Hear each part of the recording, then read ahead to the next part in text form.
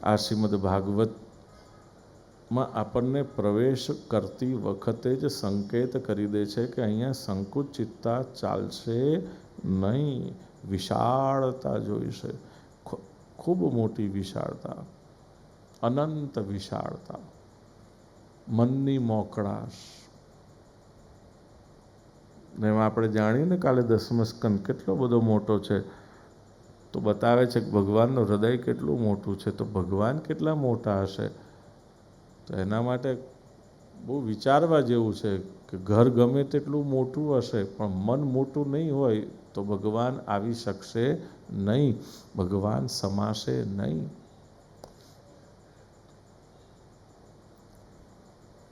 ઘર મોટું નથી જોઈતું પણ મન મોટું જોઈએ છે સાહેબ. આ શ્રીમદ ભાગવતનો વિશેષતા છે.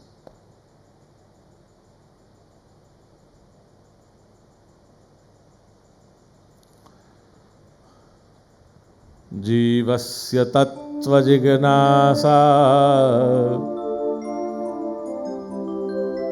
તત્વ જિજ્ઞાસુનાત્મનઃ નાર્થો યશ્ચેહ કર્મભિ વદન્તિ તત્વવિદસ્તત્વમ.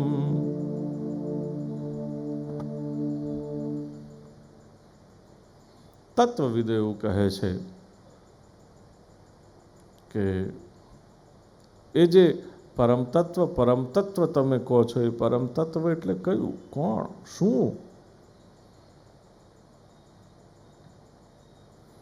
તો કહે છે બ્રહ્મેતિ પરમાત્મેતિ ભગવાનિતિ શબ્દતે.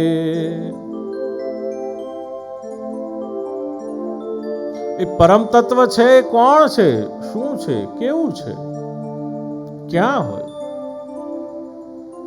બોલે જે યોગના માર્ગ પર ચાલે છે એ લોકો એ પરમ તત્વને બ્રહ્મના નામથી ઓળખે છે. જે લોકો તત્વ ચિંતાના માર્ગે ચાલે છે એ લોકો એ પરમ તત્વને પરમાત્માના નામથી ઓળખે છે.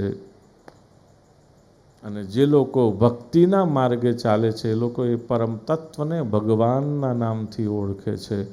પરમ તત્વ તો એક જ છે પણ કોણ કયા માર્ગે ચાલે છે એ પ્રકારે એને ઓળખે છે.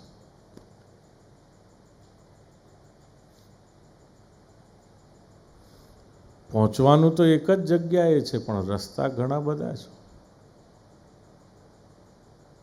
અહીંથી આપણે નીકળીએ સોલાથી, નીલગિરીથી, તો જવું તો બધાને સાયન્સ સિટી બાજુ છે પણ ખબર છે કે શુકન મોલ 4 રસ્તા ઉપર બહુ જ ભીડ હોય છે, ટ્રાફિક જામ હોય છે.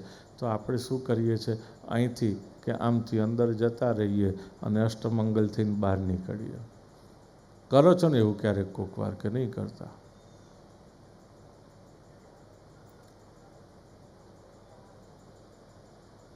તો વાલા કુટુંબીજનો,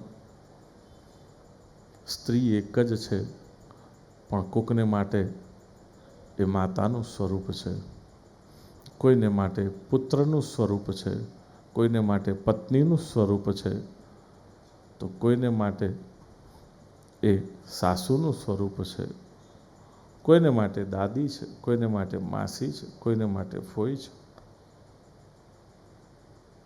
એથી સૂક્ષ્મ રીતે જોવાની કોશિશ કરીએ તો ખ્યાલ આવશે કે એક ભોગી છે એને પોતાના ભોગનું સાધન દેખાય છે. શ્વાન આદિ કોઈ પશુ છે તો એને પોતાનો ખાવાનો કોળિયો દેખાય છે. અને કોઈ સજ્જન છે તો એને માતાના સ્વરૂપે દેખાય છે. એટલે જ આપણે કહીએ છીએ દ્રષ્ટિ તેવી સૃષ્ટિ.